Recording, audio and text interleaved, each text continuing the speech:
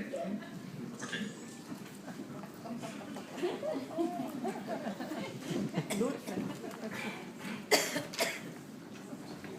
Thank you so much.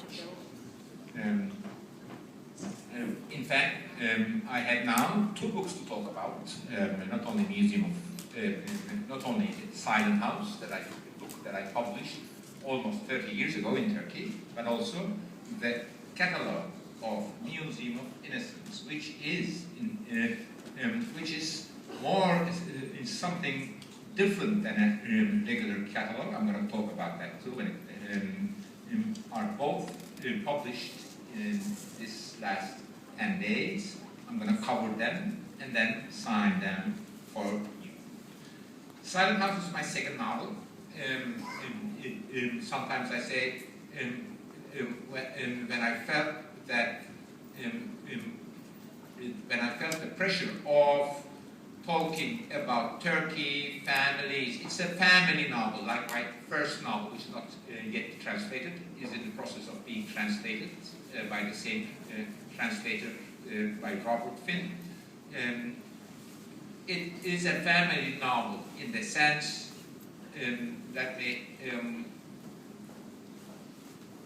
like Turgenev's Fathers and Sons, that there are generations, that they are related to some problematics, that one generation passes away, the second generation is busy with other kind of problems, that the third generation is busy with another kind of problem, and suggesting perhaps the total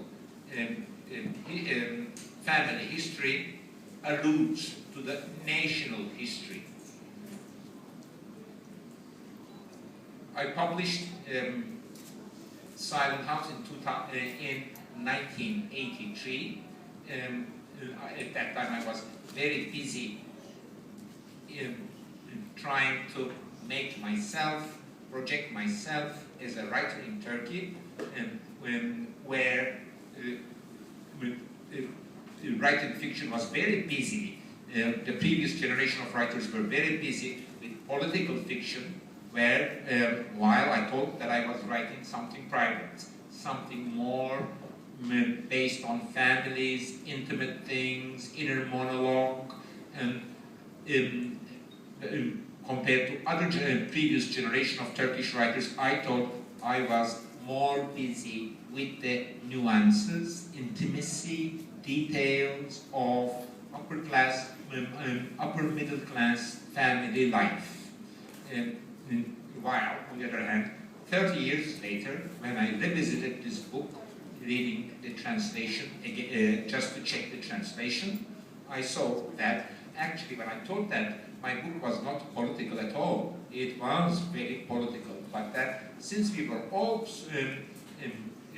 deliberately or unconsciously is so much political in 60s, 70s, 80s in Turkey, that now I understood that even what I thought to be a sort of a private family history, now I realized that it's in many ways political.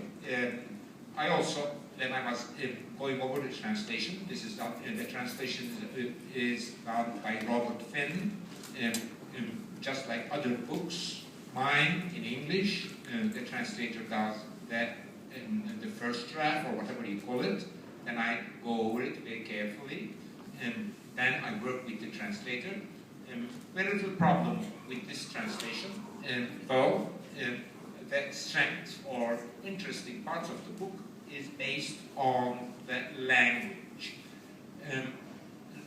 Like my name is Red, you may have known, you may have read.